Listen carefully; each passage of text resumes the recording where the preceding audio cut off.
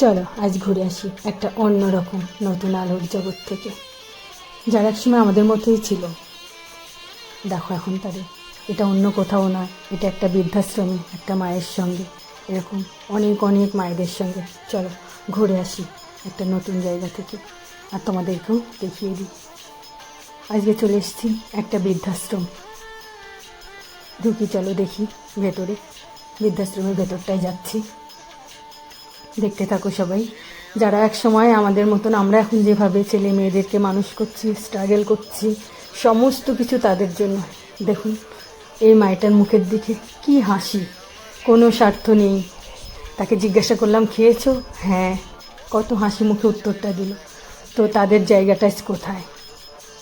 এখানে অনেক অনেক মায়েরা আছে, বাবা আছেন, যারা এই বৃদ্ধাশ্রমে, তাদের এখন ঠিকানা হয়েছে এই বৃদ্ধাশ্রম। আজ এই যে আমরাও যে সমস্ত কিছু করছি, ঘুরছি ফিরছি, জানি না আমাদের কার কোথায় কখন কোন ঠিকানায় গিয়ে আমাদেরকেও পৌঁছাতে হবে। এই যে সব অসহায় মায়েরা বাবারা সবাই প্রত্যেকেই এখানে, এখন তারা বোঝা। আর এই যে একজনা এই বৃদ্ধাশ্রমে গিয়ে সৌম্যদীপ, এ খুব নাম করা, এর সঙ্গেও দেখা হয়েছে আমাদের। এর সঙ্গে দেখা হওয়া সত্যি খুব ভাগ্যের। তো এই আশ্রমে আমাদেরও যে ঠিকানাটা পরবর্তীতে হবে না এমন কোনো কোনো কথা নেই। আমরা যাদের জন্য করছি এরাও তো করেছে আমাদের মতোই।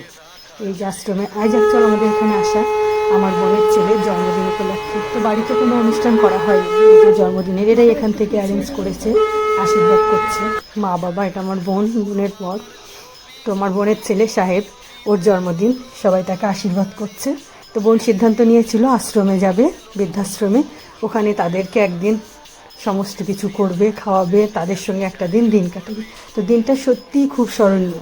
আমরা যে এই যে বাড়িতে এত ধুমধাম করে লোক ডেকে খাওয়াই, তার থেকে দিনটা একদম মেমোরেবল। আমার কাছে তো সম্পূর্ণ আলাদা লেগেছে এটা, যে এই মানুষগুলোর সঙ্গে এত কাছে না গেলে, সবাই আমরা জানি যে সবাই বৃদ্ধাশ্রমে থাকে।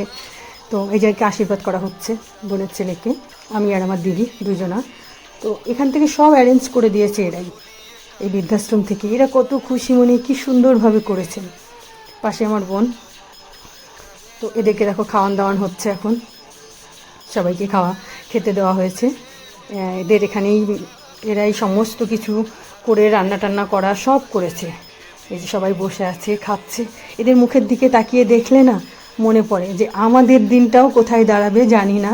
প্রত্যেকটা মায়ের মুখের দিকে, বাবার মুখের দিকে যেন মনে হচ্ছে ভেতরের কোনো একটা কষ্ট, সেটা প্রকাশ করার নাই, কিন্তু তবুও কি হাসি মুখে, কি সুন্দর করে কথা বলছেন, যেন মনে হচ্ছে এদের কোনো কিছুই ছিল না, এরা এখানেই। বলছে বেশ আছি আমরা। সবার খাওয়া দাওয়া হয়ে গেছে, লাস্টে আমরাও সব খেতে বসে পড়েছি, আমাদেরকেও সব খেতে দিচ্ছে। এদের এখানে ব্যবহার খুবই ভালো, যারা এখানে ম্যানেজ করে, দেখাশোনা করে, তাদের প্রত্যেকের ব্যবহার খুব সুন্দর। কারণ আশ্রমে প্রত্যেকের সঙ্গে কথা বলে দেখলাম, প্রত্যেকেই বলছে যে খুবই ভালো। লাস্টে আমরাও সবাই খেতে বসে পড়েছি, আমাদেরও খাওয়া দাওয়া কমপ্লিট।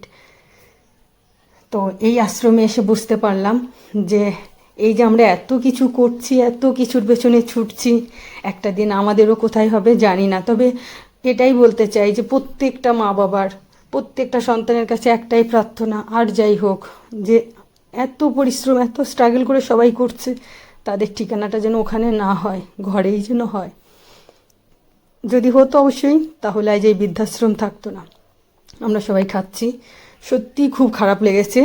আর তাদের মুখের হাসিটা দেখলেই না অন্যরকম একটা তৃপ্তি।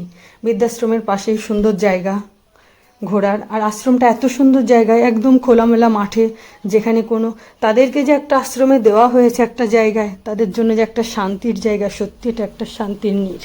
হয়তো সাংসারিকভাবে নয়, কিন্তু মনের দিক থেকে, সংসার তারা ছেড়ে এসছে, সংসার সেটা আর কোনো চাওয়া পাওয়া নেই, কিন্তু এত সুন্দর একটা পরিবেশ, চারপাশে তাকালে পুরো অন্যরকম মনে হবে।